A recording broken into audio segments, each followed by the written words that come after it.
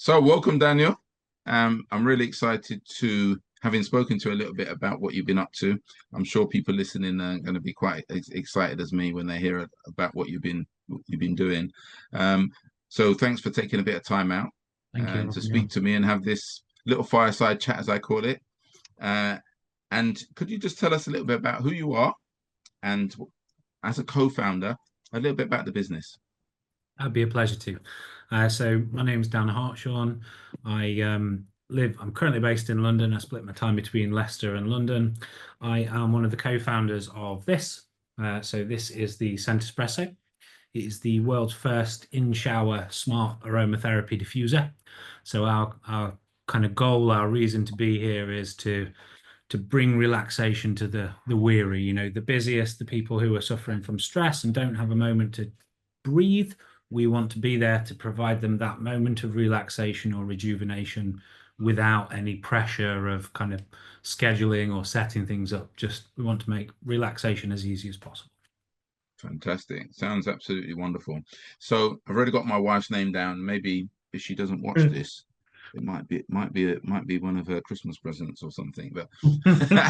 But could you tell us a bit? There's a lot of history before you got to this stage. Could you tell us a bit about yourselves and your co-founders and what you did before doing this? It would be an absolute pleasure to. Sorry, I'm just turning my phone on silent. Um, so yeah, myself, my co-founders, my two co-founders are Wen Navala and Chris Salvage. Um, they are, and obviously I'm biased, but truthfully, I think they're the best people in existence. So we all met working together on a previous project that we did together, which is called Meter. So that is this bad boy here. I like to keep these things to hand. I don't know if you notice, like Very useful. I'm just kind of pulling them out here and there. It's absolutely glorious. So Meter was the world's first wireless smart thermometer. So that product came from Kickstarter as well. We were part of the core team that helped build it from nothing to over 105 staff and over 145 million revenue globally. Um, that was acquired a couple of years ago now, and we've kind of completed all the handovers and everything like that. And now we're at this point where we want to do something new. We want to do something that leans on our skill set and that we know how to do, but we want to have a unique and novel way of doing something different, a new challenge, as it were. Absolutely phenomenal. Absolutely phenomenal. So, how did you get together? And because you got this brilliant engineer, you're doing the marketing and whatever, and then you got somebody who also does the finance. It's like a dream, seems like a dream team to me. Uh, well, I think they're awesome, and I think I'd be unfair to them if I didn't say, Wen is an engineer, but she's also a marketer. She's also a people person. Chris is an accountant, and he would tell you he's wanted to be an accountant from being a young boy, but he's also analytics. He's developing websites. I'm really lucky that my co-founders are very much polyglot people. Um, we originally came together through Meta, so that kind of shared mission of bringing a product from an idea and a concept to taking it out to millions of people around the world. That that's what brought us together. We spent a lot of time together working and focusing on our mission of growing Meta. And yeah, it's throughout that time we became friends. Truthfully, I'd call these guys my family now, right? We spend an awful lot of time together, and I'm really glad we do. So we met through Meter, and as part of that journey, this is why the idea for the new product came about. And there was no one else in the world that I would rather do it with than my two co-founders. Fantastic. So this product seems to be obviously very different from the other product. This truly could be, I don't know how big this product could become, that huge, but also men, women. I know women tend to be dominant in terms of diffusers and things like that, but because you've got this electronic type device, if it's in somebody's bathroom and it's that easy to use, I'm assuming that use could be children, could be everybody in that household Yeah, potentially would absolutely. want This, to use this it. is our hope. This is our hope. We really hope that what we're building and what we're creating for people is universal. Our dream, it's lofty, but it is our dream, is to have a scent espresso in every shower. Yeah, I love that. So we've gone from Bill Gates talking about a computer on everybody's desk or in everybody's hand to a scent espresso in everybody's home. How cool is that? Well, let's hope so. I mean, if Bill Gates deserves more than one, he can afford it. And I'm One pretty in sure every room of his one house. shower. Yeah, I'm pretty sure he has more than one shower. So, Bill, if you're paying attention, there's a founders pack with your name on it on Kickstarter. And how does it power? Is it a rechargeable device? Yeah, so it's fully rechargeable lithium ion. Um, what was important to us with this is that you spend more time relaxing and less time charging. So under normal use, you would get a month's worth of usage on a single charge. And obviously it's completely waterproof because that's the other thing people, they have electronic device in the shower. People get a bit, oh. Well, if it wasn't waterproof, it'd be a very expensive single-use product. Yeah, we've absolutely, it's waterproof. It's we've spent an awful lot of time and effort and engineering muscle making it waterproof, making sure, because a shower, it's a great environment for us, but it's quite a hostile environment for electronics. So Yeah, yeah. we've made sure that we'll be absolutely fine. I mean, actually, parts of this product are fully dishwasher safe as well to ensure the ultimate in cleanliness. Brilliant, brilliant. And you had an interesting journey, this whole Kickstarter model of how you raise some funds and how do you engage your customers. Could you tell us a little bit about that? Yeah, sure. I mean, so originally Meta came from Kickstarter as well. Meta had 27,000 people back that product. 27,000 people put their money on the line and said, "We want this thing," and it helped us build it. It helped with the drive to build it, and also it was fantastic to have a tribe of people behind us and the product that cared about the outcome, that believed in it, and so we Meta came from Kickstarter, and for us, when we sat and looked about how we were going to release this product to market, the Scent Espresso to market, traditionally, perhaps Meta might not have been the best platform for us. Me, Kickstarter as a platform is very heavily male dominated. That is changing, but it is heavily male dominated. And whilst we want this to be a universal product, there is no doubt that it would, we believe a lot more of our early adapters will be female, adopters will be female. But for us, Kickstarter is the place where ideas are born. It's the place where we can take what we are making, we can share it with people who are early adopters, people who want to see innovation and something new and unique, and we can share this journey with them. And so that was why our decision came through from Kickstarter. But I will say there was an awful lot of work to get to the point of going on Kickstarter. We spent 14 months prior to even going on Kickstarter, working on our product, working on our business model, working on all of the engineering and the social and everything that goes along with it to make sure that we were ready for when Kickstarter came to be able to talk to anyone and share our knowledge about our product. Brilliant, yeah. And I understand so it's the use of essential oils as well. Is it that you people will get or can buy some essential oils and just pour some in it, or is So it glad how you does that asked that work? question. So this gets me an opportunity to show off. So you will have these are your kind of traditional essential oil bottles, okay? This is 5 ml. This one is rosemary. These are everywhere. Now, when we talk about essential oils, we talk about churches. And people get really evangelical about their essential oils, and quite rightly, because they can be very demanding on the environment. We need to make sure they're ethically sourced, they've got no nasties in there, and that they are as nature intended, right? Nature's bounty. What we have done is we have patented this here. Now, this is a universal adapter. This will fit on any essential oil bottle. So I'm taking my lid off this essential oil bottle here. I'd already got it on one, so I'm going to unscrew that there. And then I will just literally screw that onto the top like that. And then what I do is I plug and play into my Center Espresso Oh, device. wow, cool. So that is just as easy. Well, I could say it's falling off a log, but I think it's possibly even easier than that. Pretty cool. Now, that will is not a closed system. It doesn't just work with our essential oils. And on that note, we believe our essential oils are some of the, if not the best in the market. Obviously, I'm biased, but just a bit of an aside, when we talk about many things, if we see an organic label on something, we are societally conditioned to assume that that means it is fully natural.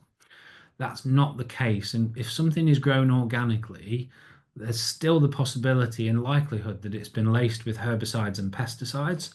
Everything that we supply is natural farmed, which means it's completely guaranteed to have had no herbicides, no pesticides. Everything is dealt with naturally as opposed to chemically. And I usually ask, it almost seems redundant here, but I usually ask, how do you stand out from the competition? But this is a truly unique first in market device, isn't it? So it is unique and it is first in market. Diffusion's been around for a while though. I mean, when we look at a reed diffuser, they've been around for literally thousands of years. Um, what we have done though is we have, I suppose it's the difference between, do you remember that point when you had a BlackBerry and it was the latest, it was the coolest thing ever because you could send BBMs. And then the iPhone came out and it was just this like how has this leaped this far forward? It's not even the same thing anymore. I know it is, but it's just not. And I think that's the analogy I would like to say with us. And Mm, you know, huge leap. yeah, you've got the Blackberries of the world that are out there. We've kind of revolutionized it with that level of technology and innovation. Fantastic. Now, with any company, there's mistakes on the way, but obviously physically, we're not talking so much about the design side of it, because obviously you can, what do they call, Stephen Bartlett talks about having, as many mistakes, like the 10,000 mistakes to develop a light bulb or something. But I mean more in terms of, from a business point of view, is there anything that you would look back on and say, yeah, we've learned lessons of the previous time. We're doing things a little bit different this time. Hundreds of things. And I don't mean to sound awkward, but honestly, hundreds of things that you can look back on at any moment and go, you know what? Hindsight's 2020 with Hmm. the benefit of the knowledge that I have now, having done that thing, I would iterate on it. I would change it slightly. A couple of examples that we've put into practice with this device. When we look at meter, we designed this product so well, it is so reliable that actually there's none of the redundancy that you expect with kind of consumer electronics. And truthfully, we wouldn't change that because we want to make an absolutely a top quality product that lasts, that's sustainable. But what we have looked at in this business is, well, if we're going to make something that is so incredible, something that, with the replaceable parts on this will last for years and years and years. If we're going to make something that has that longevity, how do we as a company continue to grow? And so that's why we took so much time. We went out and found a certified B Corp partner so that we could offer a consumable with this product that complements it, that improves it, but also it continues to act as a platform for us as a company to grow and get the word out there about what we're doing. So that would be one example. Um, when we can look at there's lots of little there's lots of little things that retrospectively you look back and go, you know what, I do that slightly different now. Brilliant, yeah. And how about in terms of do you have a routine? Would you have a daily routine, or is every day very different?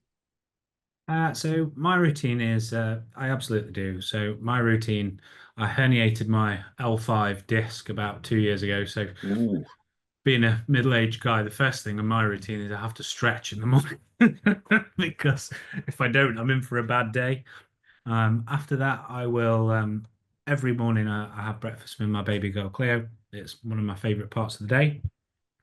I start after my breakfast with my wonderful daughter straight into work, and that can be anything. It can be talking on a podcast, it can be doing a live broadcast on TikTok, it can be talking to my colleagues and trying to get them to explain more about data analytics and how that works. It can be writing marketing copy, it can be filming content.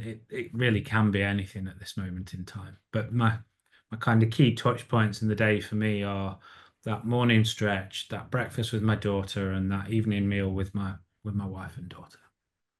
Brilliant, brilliant.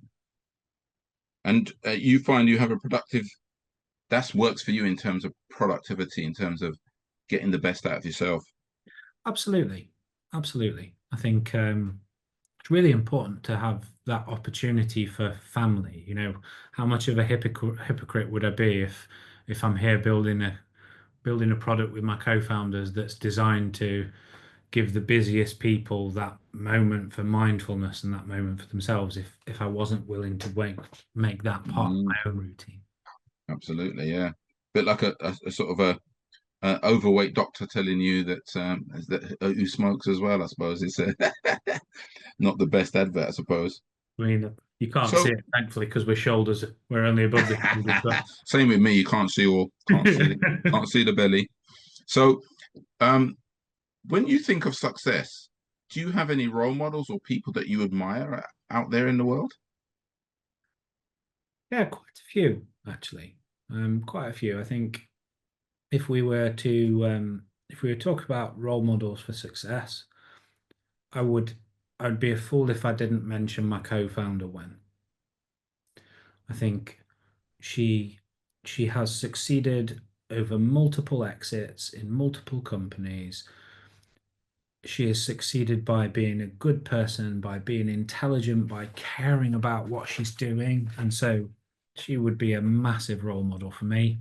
I think another role model would be my own dad.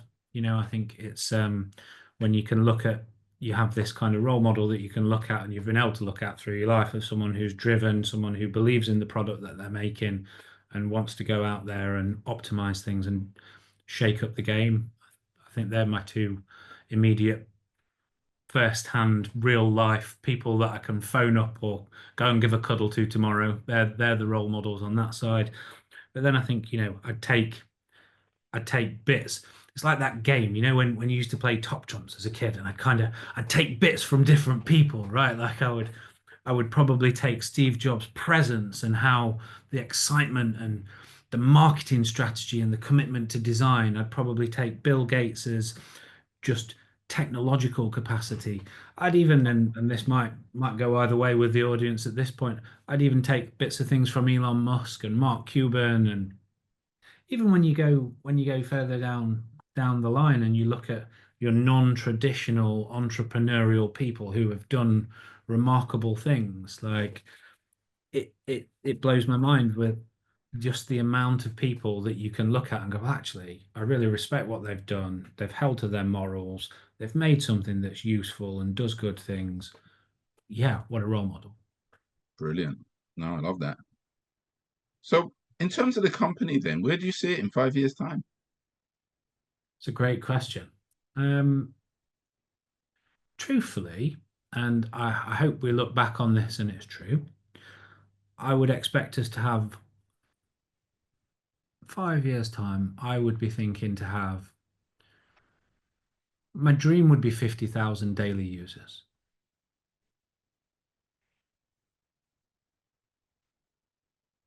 That would be Big my number. All around the world? all around the world, as many places as I can, wherever there's stress, wherever there's showers, that's where I want you to find Scent Espresso.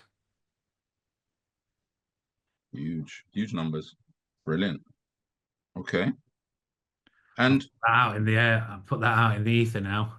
We're going to have to do that now, or do gonna I? have to gonna have to make it happen. Given what you've done before, that probably is not going to be too difficult. But one of the challenges in any business, um, we can talk about ideas, you can talk about the enthusiasm of the co-founders, the expertise, all of those things, great leadership, fantastic. But once you start to scale, you got to take on staff. Yes. And if I would get £10 for every business owner who says they've lost their hair or got stress over something in life, apart from cash flow, the next biggest one is usually employees. How you've obviously managed a huge, company to grow to with a huge number of staff and another group of staff again. Do you have any tips or thoughts about how do you make sure you get the right people around you? Yes, I do. And I'm glad you've asked the question. And truthfully, I have to think about my response because my background is owning a recruitment company, working in staffing for 15 years. Prior to that 15 years in recruitment, I worked in a job centre for 2 years. Um, and I think when we look at success for hiring, in my opinion, it doesn't matter, these kind of traditional boundaries that we tend to try and segment ourselves off into, whether it's background, whether it's ethnicity, whether it's religion. Um, I actually think none of that matters. I think what matters in my experience, and I have limited experience, but what matters in my experience is people who believe in your mission, people who, and this is your duty as a founder, your duty as someone that's starting a business, clearly communicate to people what your mission is. Why are we all here? And once we've communicated why we are all here, then we can talk about people taking that mission to heart and actually moving forward to further it. And I think the other thing that I would say about hiring the right people, from my experience, the right person isn't necessarily the person that has worked at a competitor or worked doing this exact job role. The right person is the person that is willing to grow and develop and willing to take on board feedback and willing to listen and be open to hear a way that it can be done differently. And what you can find is if someone's been doing exactly the same thing for 20 years, perhaps people can become a bit set and not wanting to actually hear of a new thing. And there's been a number of occasions in my past where I've sat and I've listened to a team member and they've just blown my mind. They've just come up with a unique perspective on something, and it's like, wow. And truthfully, it's not just, I was talking to my co-founder Chris the other day about recruitment, and he just off the cuff said, "Oh, why wouldn't people do it like this?" It's like, you're right. Why wouldn't people do it like this? Why is everybody not doing it like that? Why has it not been done like that already for 10 years? And I think just that the right people, they will challenge, they will push, they will have, they're not afraid to ask a question. I think too often, I think a massive problem with the business world is people are afraid to ask a simple question. And so often people will all sit in a room and talk about something, but no one will ask the simple question. Mm. And I think the simple question is the most important one to ask. And it's interesting because um, having diversity of thought is impossible if people don't feel comfortable to ask the question. Yeah, And also, the more people, because it's interesting, you talk about, because it's something, I always advise my clients is that if the job doesn't need very, very, very specific qualifications, then I generally advise them to recruit an attitude, as you said, mission, yeah, because you can train them in everything else. But if somebody has all the skills and all the experience, but they don't want to do it the way you want it done, or they don't want to fit into your values or your thing, you're going to spend a lot of time arguing with them and getting very frustrated because they have the ability, but they don't believe in your yeah, way, or they're not feeling it. So you're going to constantly be back and forwards. And also, they don't necessarily ask the question because they think they already know the answer. So you don't get the silly question that people say is silly, but it's not silly. It's people who don't know ask more questions. And yeah, therefore, sometimes the answer is actually, I don't know why we do it that way. We've always done it that way, but maybe we should think about something else. And that person comes up with something, you know. I had somebody in a funeral service where they wanted to bring in something from the ambulance service, which was obviously, if you're in the funeral service, you're moving bodies. Mhm. And they said in the ambulance service, they created this plastic sort of like a board that they would put under a body, and it was easier to move people without damaging people's backs. And the manager wasn't having any of it Yeah. because he's been in the industry X amount of years. We've never used it. We don't need it. As soon as a new people came along and you suggested it, they just thought it was totally logical. No question about it whatsoever, because they didn't have any preconceived ideas of how you do it. Somebody says we could use this board, and they said, great, seems like a great idea, and they just embraced it. But people who are already in the industry were a bit resistant because they said, no, that's not the way we do things. And so it's really interesting that you said that. People who believe in your values and missions, fantastic. One area we haven't explored is AI. I mean, it's currently probably the number one topic talking about every business in the world right now is AI. How would AI affect it? And apart from people who maybe, I don't know, maybe you've got something that's AI proof. I can't think what that is at the moment, but something that's AI proof. Um, does it have any impact on your business yet? 100%. 100%. Um, we wow, where to begin? Because that's broad. Myself, my three co-founders, we use AI. We encourage our team to use AI. I think it has the opportunity to become a great leveler. I think on the one hand, you look at it and it can become a great leveler. It can also, just the other day, I was reading an article that was saying that now we're in this point where any data that is pre-2022 that is out on the internet is fine. Any data that is post 2022, generative AI is actually now taking bits of stuff that it's read from other generative AI that's on the internet and combining that, and it's meaning that the data and the information that's available is becoming corrupt because there's kind of so much AI generated content that it's then taking that AI generated content and believing it's accurate. And then it's kind of becoming this potential perpetuating cycle Mm. where it's dumbing itself back down again, right? It's reached peak intelligence, or this was my interpretation of it. It's reached peak intelligence from the human generated content. It's now so easily and effectively able to generate content that it's kind of going back on a downward curve. It's dumbing itself back down again. But I think my take on AI is as follows: that it can be a great leveler.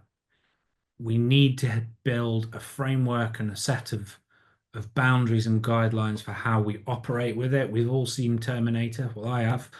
I'm like, we don't want anything like that. But it has the potential to do something revolutionary for our world. And whether that revolutionary good thing is, or whether it's a good thing or whether it's a bad thing, that depends on how we act and how we use it now and how we work with it. I think to me, it gives me great joy. On the fun side, it's helped me with so many things, but it also terrifies me for my daughter Cleo. Like, she's 2 now. By the time she is moving out into the world of the labor market and thinking about finding a job, what will that world look like?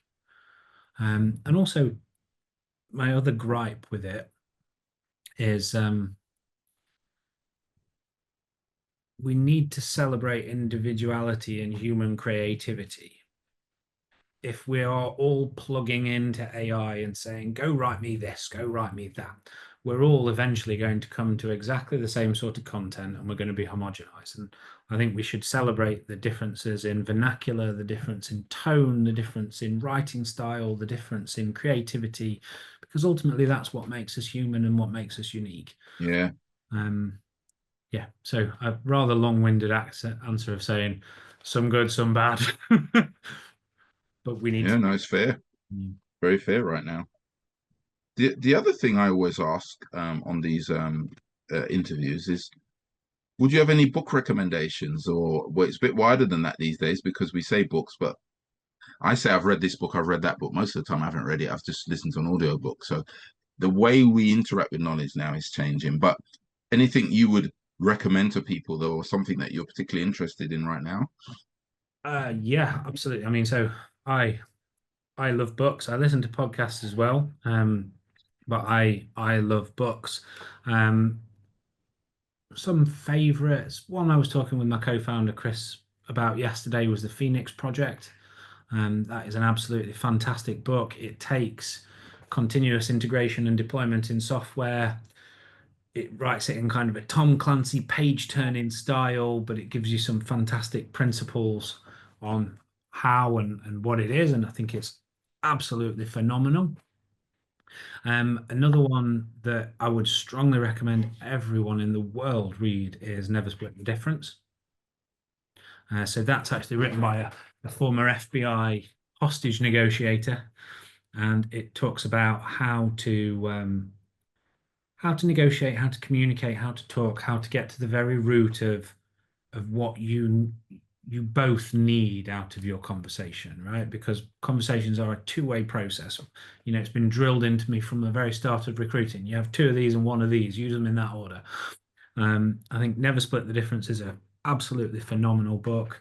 That's really interesting. He came to well, he it was a bit controversial because he didn't come physically, which he was due to, but he did it online at one of our big conferences, Action Coach conferences, and spoke. Really?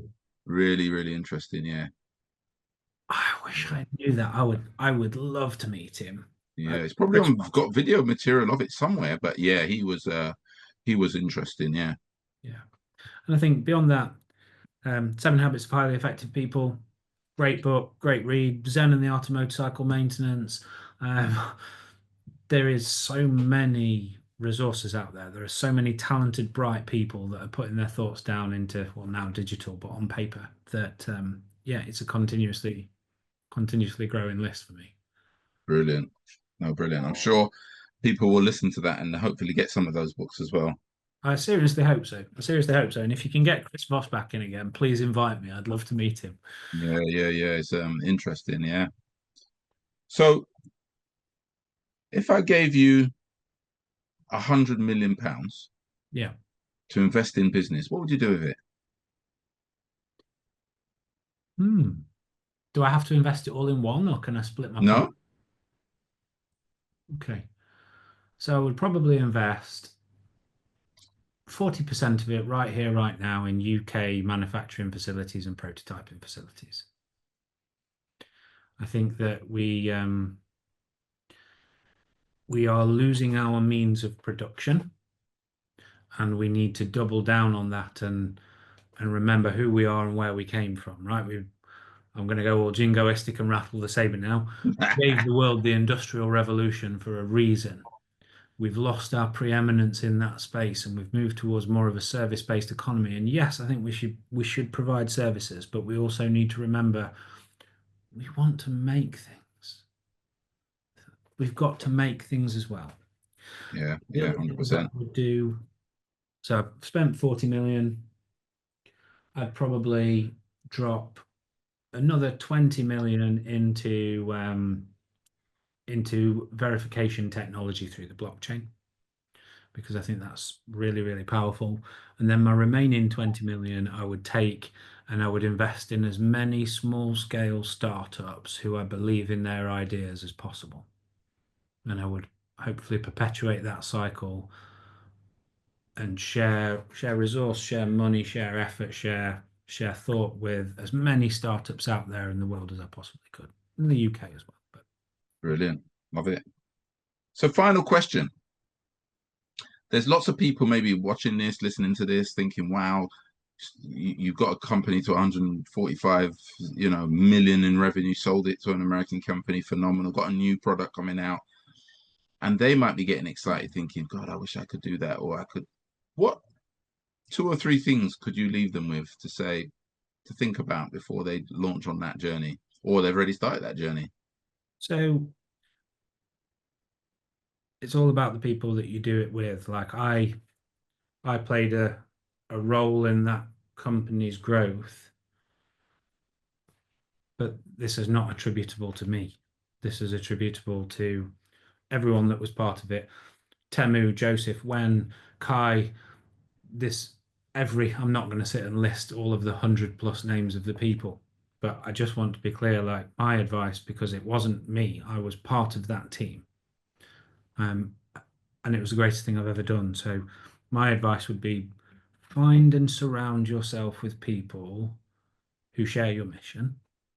I think would be a really important one. And whatever that mission is, share it. Maybe your individual take on that mission is ever so slightly different, but have that unifying thread that goes through it all. The other thing that I would say is don't be scared to learn something new. Don't be scared to try something and try and figure it out, because maybe you'll come up with something different. Maybe you'll fail, and failing's okay, but don't be afraid to try it. And I think the final thing that I would say is like rest. Take take some time, take the moments when you can, whether that's a quick cuddle with your daughter, whether that's sneaking out for 9 holes of golf. Like you can only be effective and good if you're rested and you are living your life and you're doing this for a reason. Love it. Absolutely brilliant. Phenomenal. Daniel, it's been an absolute pleasure. We could talk all day, but I'm sure you've got things to Pleasure. do. So I just want to say thank you for brilliant nuggets and giving us some really interesting feedback about your journey. Thank you so much for having me on. If you don't mind me, I will go into plug mode now, if that's okay. Guys, Of do course. that on Kickstarter. Do have a look at the video. Do if it's something that speaks to you, if it's something that you know would speak to someone you know or love, please like and share. Please help us join this journey and keep this going. Brilliant. Thank you so much. Have a wonderful day and a great weekend. It's lovely to talk to you. And you take care. Thank you.